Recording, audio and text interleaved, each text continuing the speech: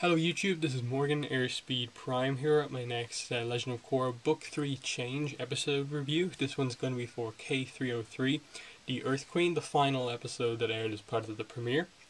So yeah, getting straight into this episode, I thought it was a good episode, I really did. I think you can tell just by the way this episode ended that the only reason that this episode was part of the premiere was because the show's taking a week off next Friday because of July the 4th, Independence Day. Because having seen the leaks for the next three episodes from Spain a few weeks ago, Mexico, um, this is definitely like the part one of a two-parter kind of Bossing Say kind of arc. But still, it was a good episode. It was nice to have three as part of the premiere, just to make it really, really big deal about it. And this one, even though it's called the Earth Queen, um, is kind of more focused, and you probably remember more about the Mako Bolian family kind of style arc in it, which was really good. And straight away, it's just nice to get that moment where they kind of find the rest of their family and realize they're not alone anymore, apart from their friends. Plus, Return to Bossing Say is always great, and all the conspiracy stuff that's still going on in the city. And then we don't get the fourth breakout just yet, which is a little bit kind of surprising given that, Zahir from the first episode, the other two in the second episode, and now Pali in this episode, they kind of set her up. So she's definitely being set up as like the probably most powerful member of the group in terms of her bending ability, in that this is the character that Zuko does not want let out of prison. But yeah, let me get into some specifics on the episode. I'll actually start off with that section of the episode with Zuko in it, because it's the most kind of isolated. It's just kind of like two scenes really in the episode. Zuko gets Tonrock on the way, and they arrive at the Northern Water Tribe to meet Eska and Desna, who are obviously the rulers there now, which is interesting in itself, and that they're just allowed to be the rulers together. And Zuko informs them that there's an ice prison in the Western Tundra that they had no idea existed. So they go down there, and you get this really funny scene between Zuko and Eska, where he explains about who Pili is and her powers, that she basically is Combustion Woman, and that ironically, I once hired a man like this to kill the Avatar. It didn't work, and then Eska just speaks up after an awkward silence and it's just like, well, yeah, I tried to kill Korra after my wedding went wrong. It happens. I thought it was just a great moment, because what two characters would you kind of expect least to interact? It would be probably like Eska and Zuko, and for them to have such a funny moment together is really good. And you can definitely tell that this is Zuko. He still has that kind of odd comedic timing. You can tell that this guy's Zuko, even though he's a lot older than the last time we saw him. But yeah, that's fun. And then obviously the key thing here is that we don't get a breakout in this episode. There's obviously set up for it. Like, they're there, they're going to protect this prison. And the key thing here is that she says basically that, she knows what's coming. She knows everyone else is broken out, and that Zahir is coming for her. Obviously the setup from last episode is that we know Pali is Zahir's girlfriend, and she knows he's coming, and she says, I can feel things getting hotter already, or something like that. And other key moment would be that she said that she's been in prison for 13 years and hasn't really seen anyone interesting in that time. So I assume this is where we're meant to believe that they were imprisoned at some point 13 years ago, and that was the last time they saw some of the bigger characters who actually captured them in the first place.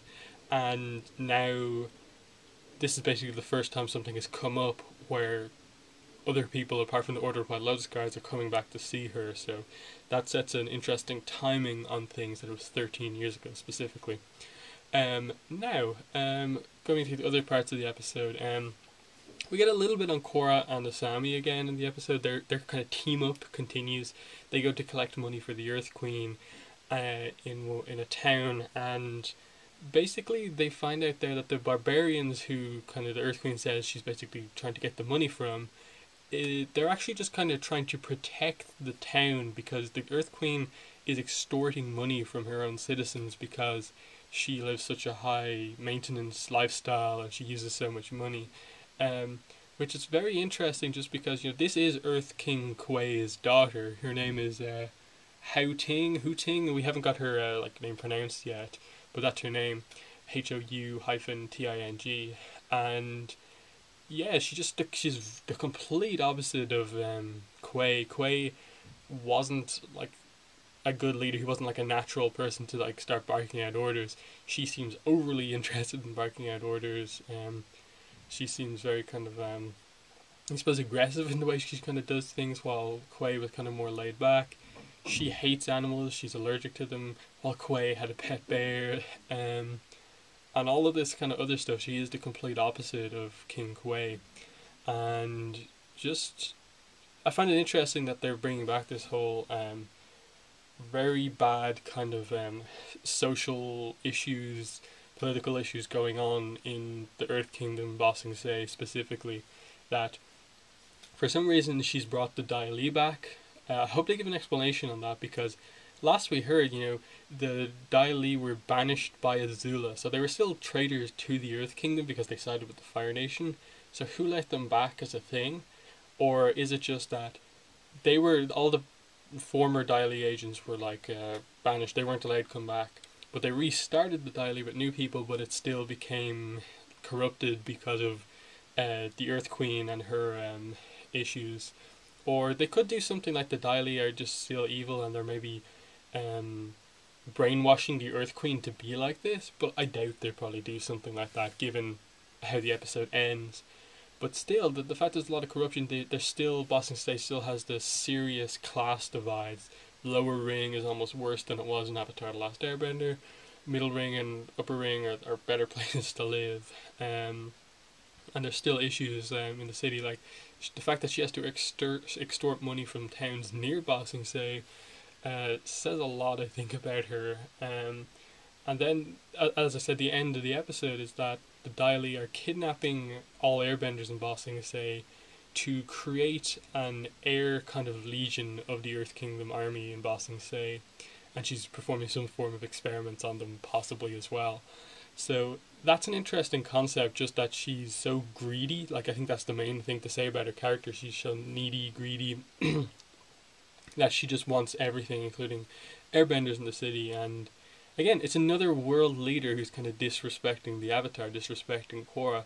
She just wants to find these airbenders, and the Queen is lying to her and actively using her to further her own goals. So, very kind of unlikable character, kind of in the same vein as Han from Avatar The Last Airbender, kind of Tano and Mayor Tong from Avatar Day. One of those type of characters you just kind of like, you're meant to love to hate her, and that's very much the case with her.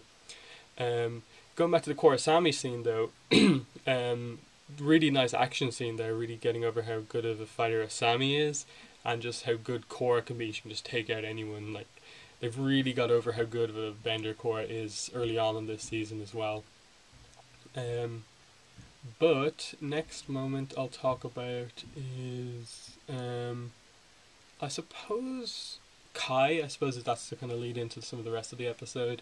The second they arrive in the upper ring of the city, he goes off and starts stealing money from people because obviously they're wealthier up there. He starts stealing money and kind of leaves the group because that's what he's doing right now. And the setup here seems to be that everyone wants to kind of trust him, but he's been kind of abusing the faith and trust that they've placed in him, and eventually it maybe could get to the point where, they just won't trust him again. And I think what happens from here in that he's chased by Mako and Bolin, and he kind of in escaping sends them off into this horrible situation. Admittedly, they find their family, but still he sends them to the lower ring of the city where they don't have, and he steals their money so they can't get back. And he does this, and then he gets captured. And the big thing here is that, he's kind of like karma. He's done all this bad stuff, and now he's been captured. And it's not just like he was arrested by the police. He's basically being turned into a slave and forced to become a soldier here, and that's horrible. But the thing here is probably that it's going to be like the Kai Kai's relationship with the rest of the characters. Korra put her kind of really put herself out there to kind of keep Kai on the team. That she saved him from being put into jail by the soldiers in the last episode, and now he's ran off, kind of betrayed that trust. But what's going to happen here, I assume, is that he's going to be in this horrible position. He's going to grow from this, and maybe this will be the moment that really gets the whole thing of him being a thief out of his system, and that I assume Team Avatar are going to try and save him next episode. And through this experience of him being saved by everyone else, he's going to grow to trust them and realize that he can't do this thief thing anymore and has to treat them with respect, like they're kind of they want to give him and stuff like that. So I like the setup for Kai here. They played it up for humor at the start, and that he was stealing money, and then he had the gold and was in the kind of luxury place while Mako and Bolin were sleeping on the streets. But I like the setup here that this is going to be a kind of case of him constantly betraying their trust, and this could be the final thing that he realizes, that he has to repay them back after they save him. But we'll see where that goes in the next episode. And this obviously leads into Mako and Bolin finding their family. Because of this chase, they end up in the lower ring of the city, and they eventually come across their cousin and uncle, I believe. And then we get some of the reveals about their family, that Mako and Bolin's father is called San. He's from Ba Sing Se. Their mother is from the Fire Nation. That's the first time it's been stated in the show that that's the kind of breakdown of Mako and Bolin's parents. I think we originally found out about that in the Book 1 Air art book, I believe. We found out that. But yeah, they found out that they actually have a pretty big family. And then some of the other really emotional stuff was when they had to reveal to their grandmother Yin that their mother and father were killed when they were young. It's just an interesting thing that the family never sent the rest of their family a lot of letters. Only one, basically saying, this is my family, this is my wife, sort of thing. And so that's how they knew that the brothers were who the brothers were. But they never heard about the death of, never found out about the death of her son and her daughter-in-law and stuff like this, and never really knew much about the brothers, though they had been following them via the probe ending and Bolin being in the movers. So some pretty cool stuff. And then the emotional stuff really kicks in there when the picture of the family when they were younger comes out. There's some surefire ways to get like emotions out of the Avatar fandom, and one of them is younger family portraits, which we've had a bunch of times now, especially in Korra. And then the moment when Mako gives the scarf to his grandmother, because it's probably one of the only things that the family would still have of Sans.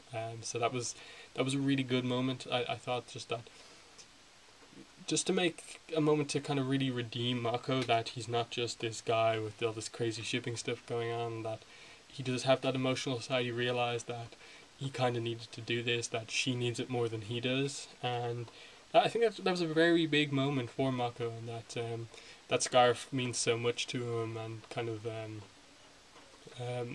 really kind of kept him kind of emotionally kind of balanced, and now he kind of realises that it's more important to someone else.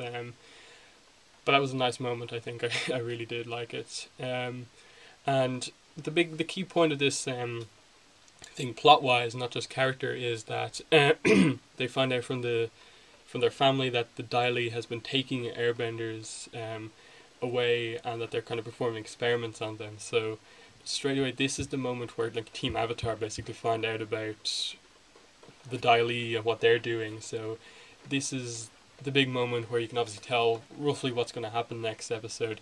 Mako and Bolin are going to have to find a way to get back to the upper ring to tell the rest of the crew what's happened with airbenders going missing. And once they find out that Kai is nowhere to be found, it's all going to come together. And I like this setup for the next episode. It's going to be really cool. Really gets into play that it is kind of a two-parter basically. What else do I have to talk about? I think for the most part that is the episode. You can tell that it is a kind of, without being called two-part episode that it is the first part of an episode, because even though it's called the Earth Queen, we didn't get a massive amount on the Earth Queen in terms of like learning who her character is, other than that she's very needy and stuff like this. Um, but we'll see where that goes next episode, and I think a lot of the action sort of stuff is going to happen next episode. Having seen the episode via the Mexican leaks, I can assure you it is a very good episode. But obviously, I still have a lot to experience in the episode too, hearing in English for the first time. So yeah, we'll get that episode on July 11th. As I said, the show's taking a week break for July 4th next Friday, but that gives me a lot of time to put out podcasts and stuff like that. And so that's the end of the review. But as you probably saw of my channel, the video that's up on my channel before this one is that I actually uploaded the podcast that I do, the Avatar Online podcast, for the first time on my channel. It was the first Korra roundtable for book 3, where we reviewed the first episode of the book. We're going to record the podcast for episode 2 later on today, just a couple of hours away actually now. And then we'll record the one for this episode next Friday. So definitely check out the podcast on my YouTube channel. Let me know if you want that to continue, me uploading them to my channel or not. But thanks for watching this video, and bye.